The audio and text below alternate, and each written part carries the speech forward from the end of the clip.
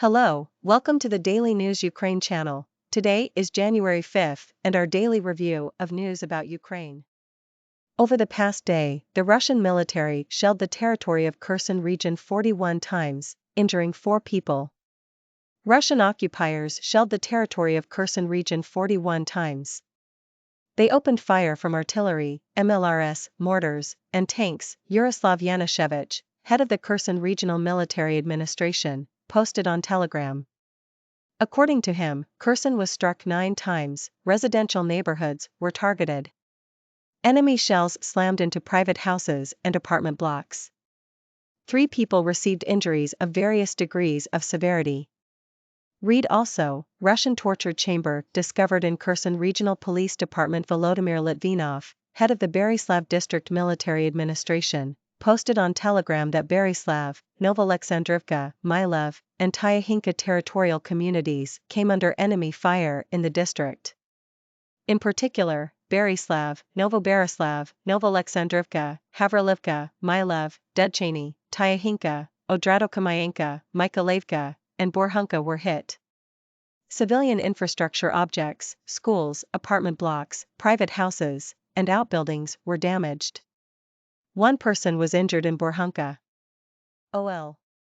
In Ukraine, 452 children have been killed and 877 more have been injured as a result of the full-scale armed aggression of the Russian Federation.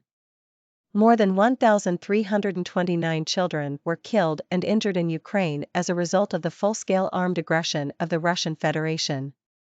As of the morning of January 5, 2023, the official number of children killed did not change, 452. The number of children injured rose to more than 877, the Prosecutor General's office posted on Telegram with reference to the data of juvenile prosecutors.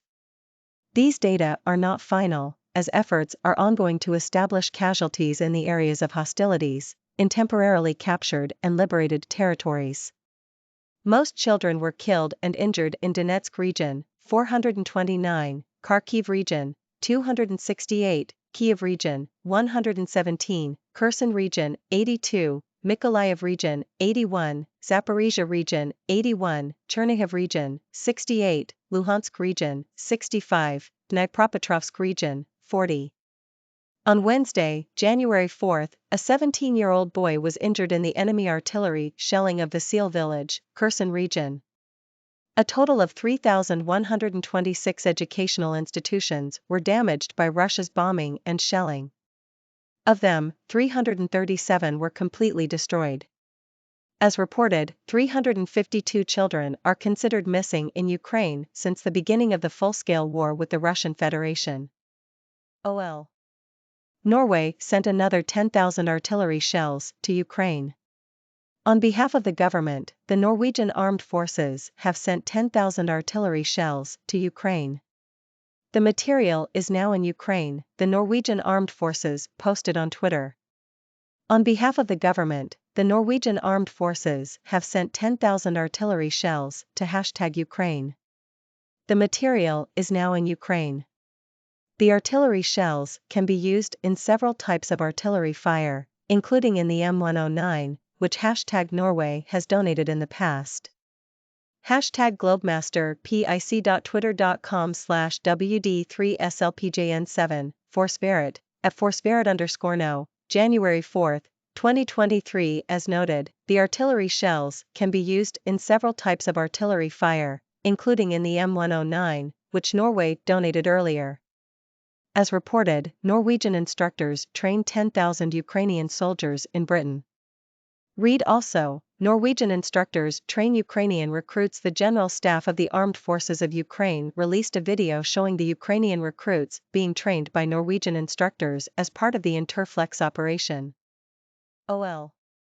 Last evening and night, the enemy shelled Nikopol district in Dnipropetrovsk region. The morning brought disappointing news.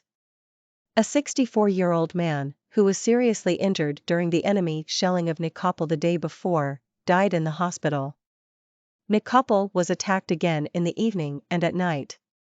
The Russians fired Grad MLRS and heavy artillery at the city 3 times. At least 30 shells were fired, Valentin Reznichenko, head of the Dnipropetrovsk Regional Military Administration, posted on Telegram. According to him, several houses and outbuildings, a social infrastructure facility, and power lines were damaged. People were not injured. Photo, Valentin Reznichenko, Telegram OL.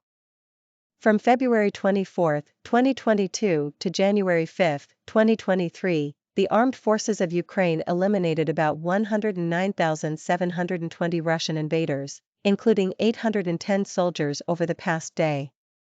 This is stated in the report of the General Staff of the Armed Forces of Ukraine released on Facebook.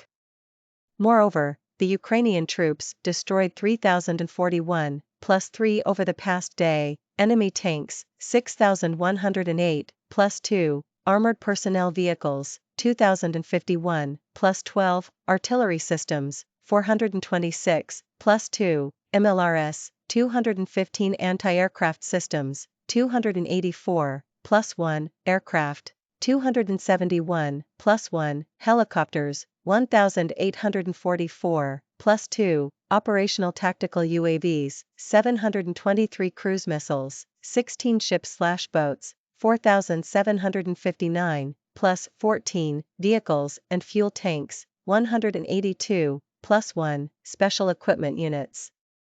As reported, the Air Force of the Armed Forces of Ukraine launched 25 strikes on enemy manpower and equipment clusters over the past day. OL. The father of Stepan Habris, a Ukrainian sniper who was killed in action in the war with Russia, bought 3 vehicles to hand them over to the Armed Forces of Ukraine. That's according to the Lviv-based military draft office, Ukrinform reports. Our children are our future, so they deserve the best. My son can't be returned, but there are others for whom we must fight on all fronts, said Mr. Vasil, the father of the fallen defender.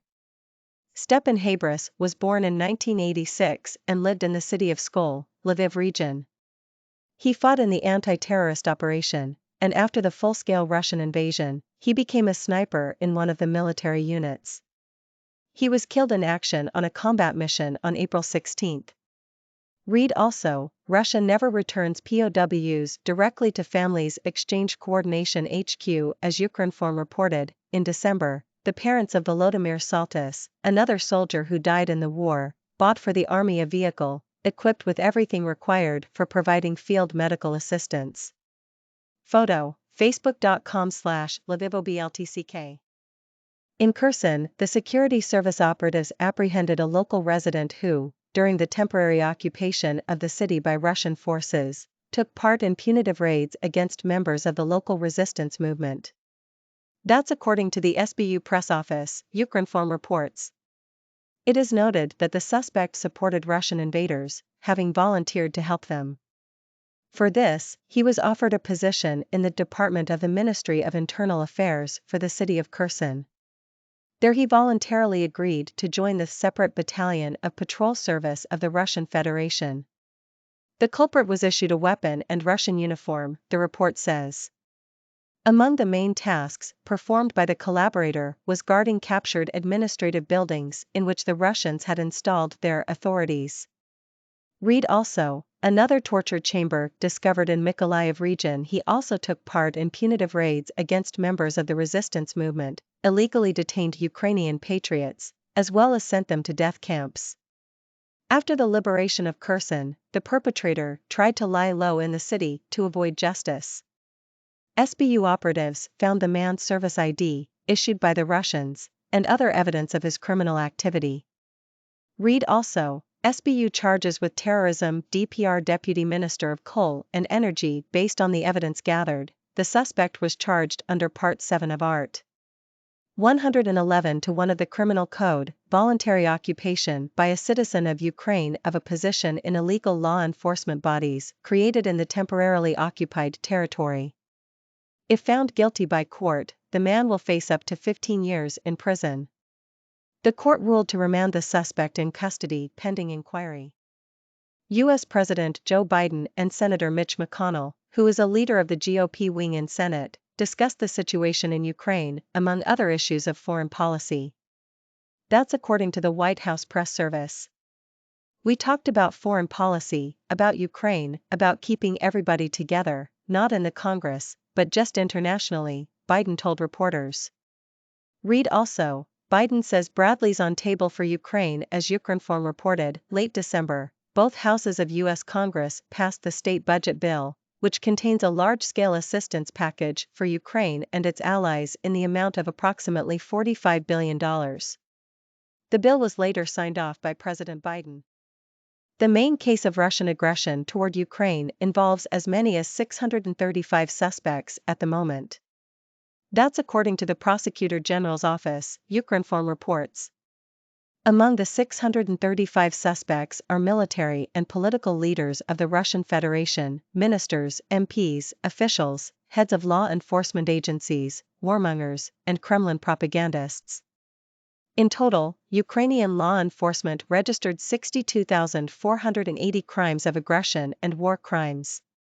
Of these, 60,734 are related to violations of the laws and customs of war, 67, to planning, preparation for or starting and waging a war of aggression, 40, to propaganda of war, etc. In addition, 17,369 crimes against national security were registered, 10,434, regarding encroachment on the territorial integrity and inviolability of Ukraine, 1,913, treason, 3,905, collaborative activities, 383, aiding and abetting the aggressor state, 62, sabotage, etc. Photo, Prosecutor General's office on Telegram. The Russian side has not handed over a single prisoner of war directly to their relatives, while those daring to engage in such talks also risk being captured. That's according to a statement by the POW Exchange Coordination Headquarters following a meeting with the families of the captured troops with the Adar Battalion, Ukrinform reports. The HQ official reported that the team succeeds in exchanging prisoners of war, who have been charged or even sentenced in Russia. At the same time, the aggressor state provides no information on the investigation targeting specific individuals. Most information mainly comes from those who were freed from captivity. Read also, Security Service of Ukraine shows release of Ukrainian POWs. The representative of the HQ emphasized that the media coverage of any particular POW case is of no help in the negotiation process. For example, the exchange effort that was completed on December 31, when 140 defenders were returned, involved no POWs whose case would be highlighted by the press. It is noted that the meeting also discussed to what extent it is possible for the families to engage in the POW swap talks on their own.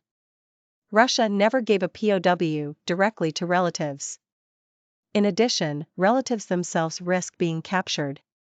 There is a big problem with returning home the civilians, said Oleksandr Kononenko with the Ombudsman's office. The Coordination HQ recalled that Ukraine is working on the liberation of all citizens captured by Russia. As Ukrinform reported earlier, 1,596 people, both military and civilians, were freed from Russian captivity last year. Today we were talking about those news. Russians hit Kherson region more than 40 times in past day. 1,329 children killed and injured due to Russian aggression in Ukraine. Norway sends 10,000 artillery shells to Ukraine. Russians hit Nikopol with Grad MLRS heavy artillery. 810 Russian soldiers eliminated in Ukraine in past day. Father of perished sniper buys 3 cars for army. Enemy collaborator who took part in Russian punitive raids detained in Kherson. Biden, GOP's McConnell talk Ukraine. Prosecutors already targeting 635 suspects in main case probing Russian aggression against Ukraine. Russia never returns POWs directly to families. Exchange Coordination HQ.